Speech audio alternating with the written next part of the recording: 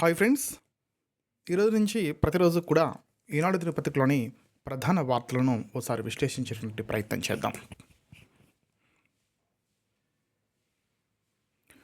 125 కోట్లు ఛాంపియన్లకు భారీ నజరానా ప్రకటించిన బీసీసీఐ అంటూ ఓ వార్త మనం ఇక్కడ చూడొచ్చు. సుదీర్ఘ విరామం తర్వాత టీం ఇండియా T20 ప్రపంచ కప్ సాధించడంతో దేశం ఉప్పొంగింది అంటూ సమరాలు మిన్నంటాయి అంటూ ఒక వార్తను రాసుకుంటూ వచ్చారు.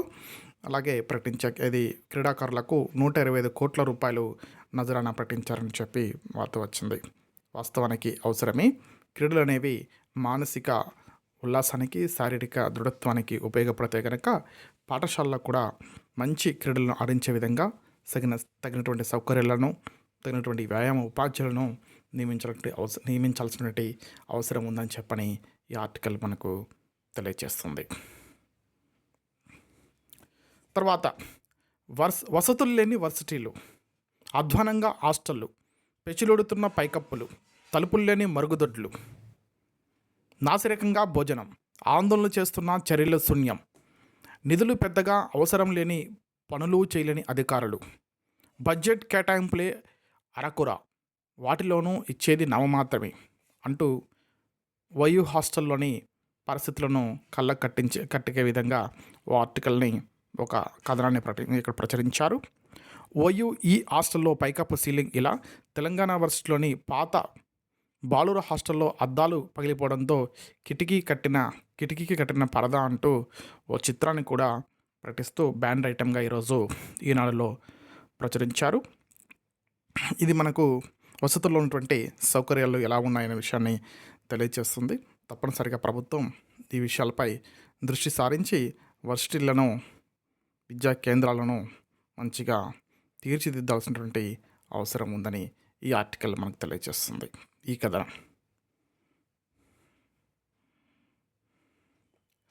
తర్వాత దార్శనిక నేత వెంకయ్య నాయుడు, ఆయన జీవితం స్ఫూర్తిదాయకం. ప్రధాని మోదీ, మాజీ ఉపరాష్ట్రపతిపై 3 పుస్తకాలు ఆవిష్కరణ. ఫిరాయింపుల నిరోధక చట్టాన్ని సవరించాలి వెంకయ్య అంటూ మరో కథనాన్ని.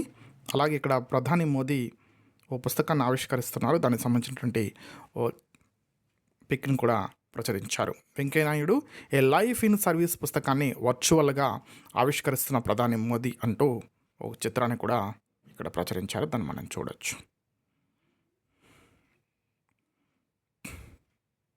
అలాగే వెంకయ్య నాయుడుపై ప్రధాని ప్రత్యేక వ్యాసం అంటూ 14 పేజీలో మరొక వార్త ఉందని చెప్పి ఒక బాక్స్ ఐటమ్ కూడా ఉంది. అలాగే న్యాయ చరిత్రలో కొత్త అధ్యాయం, అమల్లోకి నూతన చట్టాలు, కనుమరుగు కానున్నటువంటి ఐపీసీ, సిఆర్పిసి అంటే మారుతున్నటువంటి కాలాలకు అనుగుణంగా చట్టాలను సవరించాల్సిన ఆవశ్యకత ఉంది కనుక వాటిని సవరించారు. వాటికి సంబంధించినటువంటి చట్టాలు అమల్లోకి వస్తున్నాయని చెప్పంటూ ఒక ఐటమ్ని ప్రచురించారు. నెక్స్ట్ ఇంకొక చిన్న బాక్స్ ఐటమ్ ఇక్కడ ఒకటి చూడండి. దాన్ని 9వ పేజీలో ఉంది. చుక్ బండి పట్టాల కింద నుంచి వెళ్తుందండి. 340 కిలోమీటర్ల మేర భూగర్భంలో ప్రయాణం, భూ ఉపరితలంపై ఓ రైలు, లోపట మరోటి.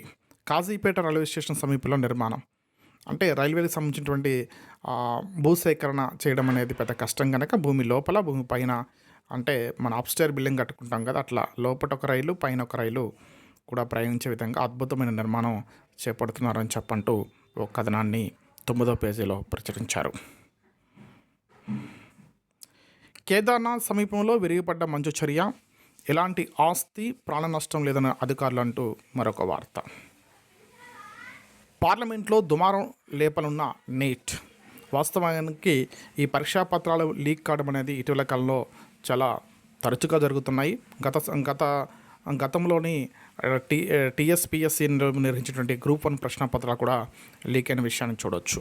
దుర్మార్గులు ప్రశ్నపత్రాలు లీక్ చేసి విద్యార్థుల యొక్క జీవితాలతో ఆటలాడుకుంటున్నటువంటి వైనాన్ని కూడా మనం చూడవచ్చు. దీన్ని అరికట్టాల్సిన బాధ్యత ఉంది. పకడ్బందీగా పరీక్షల నిర్వహణ చేపట్టాల్సినటువంటి అవసరం ఉంది. ఇందుకు అవసరమైనటువంటి చర్యలను తీసుకోవాల్సినటువంటి అవసరం ప్రభుత్వాలపై ఉందని మనం గమనించాల్సి ఉంటుంది. తర్వాత మరొక వార్త. 10 మంది విద్యార్థులు మించితే 2 టీచర్లు.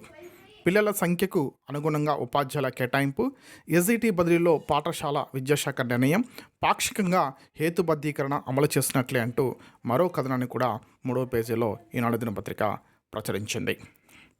అంటే విద్యార్థుల సంఖ్యకు అనుగుణంగా టీచర్ల కేటాయింపు జరిగాయి. ఇది మంచి పరిణామమే.